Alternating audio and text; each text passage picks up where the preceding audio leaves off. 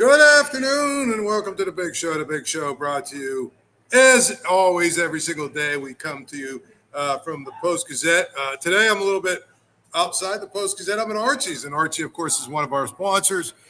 So we always thank Archie because, as we say, the game is always on at Archie's. Get down to Archie's and enjoy a good time, a good meal. And tell Archie that I sent you. I'm actually here, so obviously, if you want to come down and have a couple of adult beverages, or even non-adult beverages, and have some wings and everything else, we always have a good time here at Archie's, and Archie always takes care of us. The Steelers played a preseason game, just in case you didn't know, on Saturday, and I think one of the most interesting discussions that has developed is Kaleb Johnson, the running back. Now, let's go back. When the Steelers drafted Kaleb Johnson, it was 100% very well received because he was, this guy who really looked the part. In fact, his college uniform even looked the part. So, people got excited about it because this is a guy that, runs sort of like a Steeler and plays like a Steeler. And, of course, he said all the right things like a Steeler. And he's 6'1", 225, big, strong running back. And guess what? Through two games, I think what we've seen is kind of what we thought he would be, isn't it? But now there's all this scrutiny because his speed is not quite what it needs to be, according to some people. He's not fast enough. And to me, I look at it and say, you know what, you're thinking about it the wrong way. I think that you can't tell a whole lot, and I'm different than most, but I don't think you can tell a whole lot from these preseason games. I don't get really all that excited. I don't get that down. I don't really try and make any kind of judgments about what it is and all that other stuff. So to me, it's one of these things where it's just now, I think, going to be very interesting from the standpoint of it's just going to be very, very interesting because Kaleb Johnson is their backup running back. It really is. And so I feel like it's one of those situations where he is going to be scrutinized like he was the other day with everything he did, and no matter what he does. It's going to be scrutiny from the standpoint of people are going to basically go through it, and they're going to go through it from the standpoint of people want him to be good. They want him to be really good. And I think that's the key to me. They want him to be good. And I feel like he has a chance to be good. And I feel like he has a chance to really be good from the standpoint of it is going to be, he's the kind of running back that Steeler fans want to embrace. He runs that big physical style. I think he's a guy who probably is going to be in a way where he is able to give them something every game. And I think that it's going to be a situation of where, Jaylen Warren will be the starter, obviously, but Kaleb Johnson and I think Kenneth Gainwell, both of these guys, but Kaleb Johnson is the one that a lot of people are talking about right now. And that's where I would tell you, I think he's pretty good. And I don't know that he necessarily had a lot of help from his offensive line. And I think that's the key. That really is the key. And that's going to be the most important thing when it comes to this situation I think that's what's going to be the key. In the regular season, I think he'll have more help from his offensive line. I don't think he's a guy that's going to get off and run 25 yards, 20 yards, 25 yards, 30 yards, whatever. I don't think he's going to peel those kind of runs off. But what he will do is consistently get 4, 5, 6 yards, and get tough yards and get some extra yards and be the kind of guy that probably moves the chains for them. In many ways, probably not that much different than what Najee Harris was. I'm not saying he's as good as Najee Harris yet. I'm not saying that's what he is. But I think that Najee Harris was probably much better running back at getting the 3 to 7 yards than he was getting, the 10 to 15 or 20 yard runs. He was a guy who just kind of was able to go forward and get yards and churn out yards and, break tackles and run people over and all the other stuff. That's what I would tell you. It's just one of those things that you have to, kind of look at. And that is where I would tell you he's going to be a good complementary runner to Jaylen Warren. And that's what I would tell you. I think that Jaylen Warren is going to be your guy that'll break off some bigger runs. I don't know. I think it'll be a good thunder and lightning type of backfield. I just think that's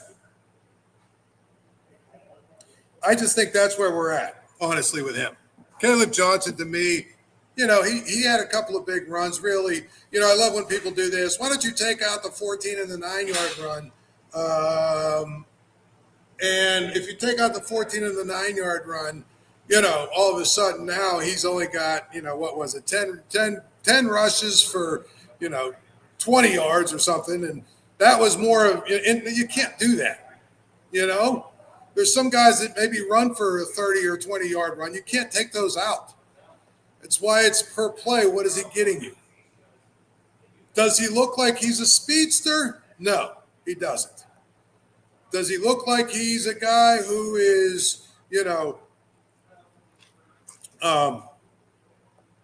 going to be a game breaker? No. Does he look like he's a guy that is going to be a game changer? I don't think so. But what I do think is he's a guy who can be a very effective running back, as a second running back, as somebody who is just basically going to do the basics for them as sort of the, thunder kind of player to the lightning. That's where I'll tell you is what you're looking for here. And so, people are upset that he isn't running as fast as they think he should run and all that other good stuff. I don't worry about that. Worry about whether or not he can get yardage. And I think he can get yardage, tough yards. And I also think that the offensive line will be better in the regular season. That's what I would tell you. Yeah. Yes. That's what it is. And I think that's where we're at. I think, really, to be honest, it's just going to be interesting to see, and it's just one of those things where I think that Kaleb Johnson will be fine for people.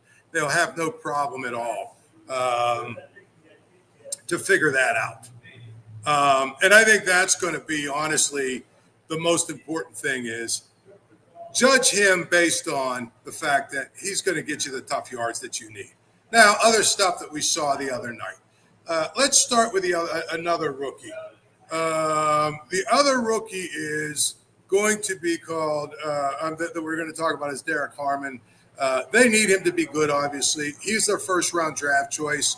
I thought what we saw the other night was a good start to what he is. And I think that's where it is important now to note that he is going to be a guy who is going to probably wreck things in the middle of the line. That's what they really, really are going to like to do. So I don't know. I just feel like it's important now to remember that it's going to be just one of these things where he is going to take on double team blocks. And he's going to take on double team blocks from the standpoint of where are the point of attack? Where's it going to be? Where's it going to be? A point of attack. And he's going to clog the lane and clog the middle. And he's going to be the guy that really is the difference in many ways with this team being a better run stopping team than it has been. I think the other thing he'll do, he'll free up Cam Hayward.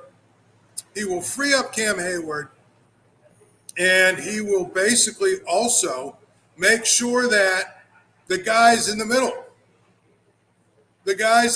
from the inside linebackers, that they're clean to go make plays. That's a big, big part of it, too. Are they clean to go make plays? Because that's what you want from your inside linebacker. And I think that, one of the things that is really important is if you don't have a guy like Derek Harmon who's a run stopper, it's going to be important to note that we absolutely, it will be better. Because he's going to take on the double teams. He's going to free up Cam Hayward. He's going to free up the inside guys. He's going to free all these guys up. And I think that's where, you look at it and you basically say, it's really important. All of these things are really important now. Because this is how they're going to be better in an area they need to get better, which is the run game, stopping the run. And I think that, you add somebody like Derek Harmon to your defensive line. I think he's raw. I think he's got a long way to go. But he's powerful, and he knows technique, and he knows how to use leverage. And what we saw the other night is he can be a part of blowing up running plays. And if you have somebody on the point of attack like that who's able to blow up a running play, then I think what you have then at that point is you have the ability then to kind of dictate, in many ways, kind of dictate what's happening. And I think that's really what it comes down to.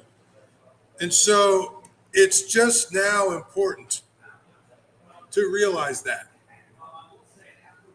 And I think when you look at Derek Harmon, why did they draft him? That's why they drafted him. They drafted him because they want him to be that run stopper that they've missed. They want him to be a guy that can plug in the middle of the line and be a run stopper. And I think that's what he is. So far, that's what we've seen.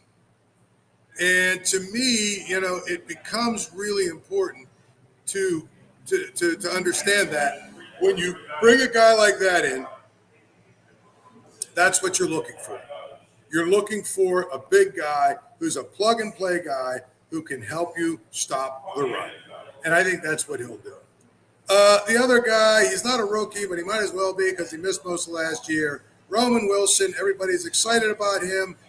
Clearly, he showed some, things the other night, but some people are losing their minds, okay? It's a preseason game.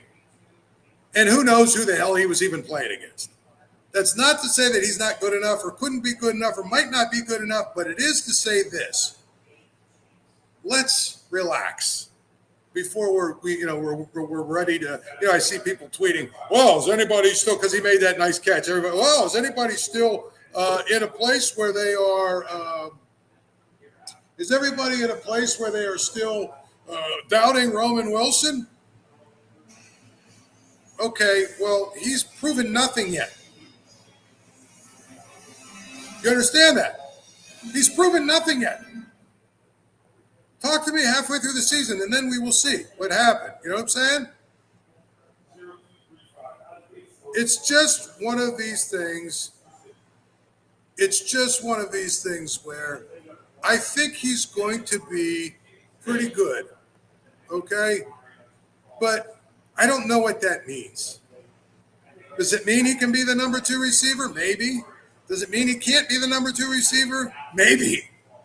But we have to see. We've seen some good things from him, but, people need to relax when a guy goes out and does really, some really good things in a preseason game, and they want to declare like, well, guess what? You all of you doubters and haters, what do you think? What do I think? He did pretty well in the, against who knows what he was playing against. That's all I'm telling you.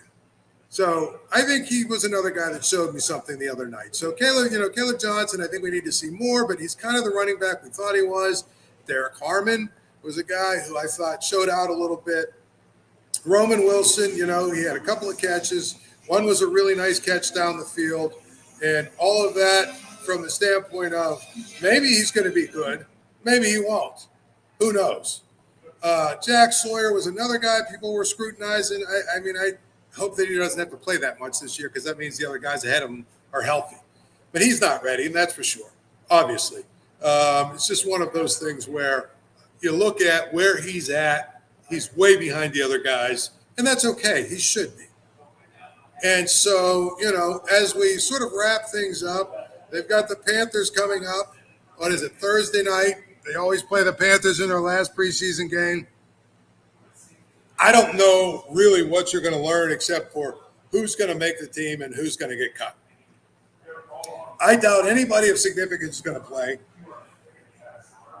And I think all of the guys who are at the bottom of the roster are going to be the ones that are going to basically make sure that they do all the other things, to give them the best chance, to do it. That's where I would tell you who's going to have the best chance to win. Period. That's what I would like to know. That's what I'd like to know. Who's going to give them the best chance to win? Period. And who's going to give them the best chance? Who's going to need the best chance to make the roster? That's where it is in my mind, because the roster is, pretty much complete at this point. I don't think there's many guys that you have to guess, but all the guys you're going to be guessing about, they're all guys probably that are going to play on Thursday night. The guys who are struggling to make the team. And then there's some guys I think that probably people think are definitely going to make the team that might not. And one of them I would say is Beanie Bishop, who seems to be a guy on the bubble, really. And I think that's where you look at it and basically say it's important to note that it will not be,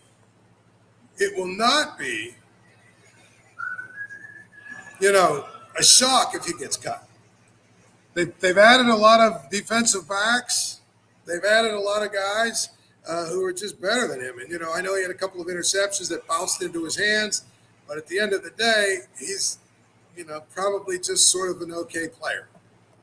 Anyway, it's one of those situations where Thursday night, if you're looking for anything of significance, the most significant thing you're going to find out is who's going to make the team and who won't. Because they'll play a lot of guys who are on the cusp of the roster, and they will play them just to kind of get a good, long, extended look at it. Anyway, game's always on at Archie's. Get down to Archie's on Carson Street, Archie's home of 80-cent wings.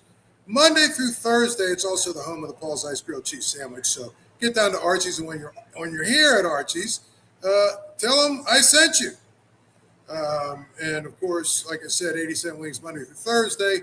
And, of course, great wings, a great time. And then Thursday night, of course, they will have the preseason football game on, and it will be Obviously, a lot of fun to watch. Well, hopefully, if you're somebody who worries about who makes the team and who doesn't make the team. On another note, the Steelers are apparently in the market again, looking for a receiver. Which is surprising to me because I thought Roman Wilson was the guy. I thought Roman Wilson was going to be the guy. But anyway, you've got Gabe Davis of the Buffalo Bills. And then the Jacksonville Jaguars signed him, right? It's one of those things where they're going to host this guy, Gabe Davis, for a visit, I think, tomorrow. And so they want to basically kick the tires on anybody that can kick the tires on. And so Gabe Davis is a guy that they're going to bring in. And there's a number of other teams that actually were somewhat interested in Gabe Davis. I mean, would he be an upgrade over what they have? I don't know. Last year he played in 10 games, had 20 receptions, 239 yards, 2 touchdowns. If you look at his career, in 2023 with Buffalo, he had 45 receptions, 48 receptions, averages about 16 yards a reception, 29 touchdowns, I think, over 5 years is pretty good. I mean, yeah, he would help. But to me, if the Steelers are so high on a guy like Roman Wilson, why are they bringing him in? Doesn't make sense to me. It really doesn't. At any rate, I think that's the thing you have to ask yourself. If Roman Wilson is the guy they think he is, why are they bringing in Gabe Davis? Because he should be the number 2. It could tell you more about Calvin Austin. And maybe they're worried about him ever being fully healthy this year. But I think that's the key in so many ways is you have to, note that and understand that, and figure it out. And I think that's the thing that is always important. So AFC North news for you. The Browns, which is the most scrutinized, over-scrutinized again, quarterback situation, had 3 guys that all had like these weirdo cult followings who were out in force on social media telling the world how great their guy was and how horrible the other 2 guys were.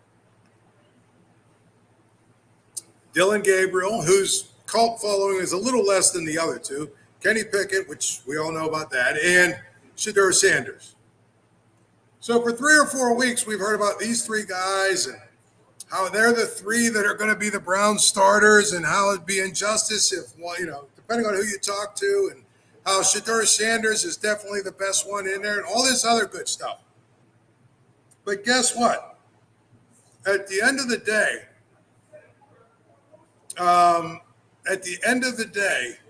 it's really important to note that Joe Flacco is the starter, which I find hilarious, to be honest. Because to me, nobody was talking about Joe Flacco. Nobody cared about Joe Flacco. It was all Shedeur Sanders, Kenny Pickett. What a disgrace that Dylan Gabriel is getting more time than Sanders, or Sanders is getting more time than Pickett. All of these, that's what they were talking about. But in the end, the Browns decided the best option they have in their camp is 40-year-old Joe Flacco. Now, look, Steeler fans probably can't make too much of that because at the end of the day, if you think about it, the Steelers have a quarterback who's actually older. The difference is the Steelers didn't have 2 rookies and, a guy they traded for who's a first-round pick coming off, whatever. They didn't have that to choose from. It's just kind of funny to me. So Joe Flacco will be the starter there. And, of course, I think when you look at it that way, all of the talk about those 2 Basically, all of the talk about the other quarterbacks in the room basically aren't. It doesn't really, add up to a whole lot, to be honest. So anyway, there's that. If you look tonight, Paul Zeise on the mound for the Pirates against the Blue Jays. If you look on FanDuel, which is one of our new partners, FanDuel, if you look on FanDuel, there's some very interesting Paul Zeise bets tonight if you're interested. The first one basically that I think is there is the easiest one. If you're just somebody that bets numbers, you're going to have to lay $194 on Paul Zeise to win 100. That's right. The Pirates are minus 194 tonight on FanDuel. I love this one, though. Paul Zeise velocity of his first pitch, 99 mile an hour or faster. You get 8-1 on that. 98 to 98.9, you get 1 plus 145. 97 to 97.9 plus 270. So you're going to get, you hope that he dials up 100 on his first pitch. You can also get in on this. If you're going to go three strikeouts in the first inning for Zeise, you will get 1,600. So if you think Zeise is going to be dominant, there's a lot of different ways you can bet him, and the way you bet him is on FanDuel Sports. Again, just go to FanDuel, the app, download it, and you can basically get to a point where you can make bets on all kinds of things. They've got prop bets. They've got all kinds of really good, interesting ways that you can bet on all sports. But, if you want to bet on the Pirates or whatever. Now, the Pirates right now are 52-73. So let's do some math. 52-73. That means they have played 125 games. That means they've got 37 games left. Now, if they were to go 19-18 in those 37 games, you know what? It would still leave them with 71 wins. So it's entirely possible that we are looking at a season that's not going to get to 70 wins, which would be an absolute disaster. Not that 70 wins is some sort of a benchmark, but this is year 6 of the Ben Cherington era. If you can't get to 70 wins in year 6, I'm not sure why you're going to get a year 7, but all things seem to be pointing to the fact that he's going to get a year 7. But what has he done in his first 6 years that would merit that? I don't know. I don't get it. And I think that if you only have 70 wins or 69 or 68 wins, I would hope that this is the end, honestly. So I think that's really one of those situations where it's important really to understand that. And that's really, to me, what's going on here. And I feel like, you can say whatever you want to say about Bob Nutting, and he doesn't do a good job, obviously. He's not good at what he does, but the reality is I think that we're now in a place where it's very clear that Ben Cherington's not good at his job either. And he needs to go. He needs to be able to move on. And what Bob Nutting needs to do is find somebody who is good, got a really good demonstrated track record for finding talent. That's what he needs. Finding talent. And I'm not talking about talent to, populate the minor leagues. I'm talking about guys who are going to be good major league players and help the Pirates win games. That's what they need. And that's what they need to go find out. Anyway, we will be here all week again. We'll do it again tomorrow.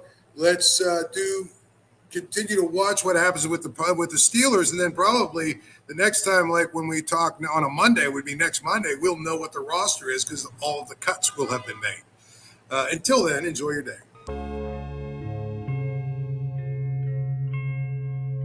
Thank you for checking out this content from Post-Gazette Sports. If you watch this video on YouTube, please like the video and subscribe to our channel. For all of the sports coverage the Post-Gazette has to offer, visit post-gazette.com.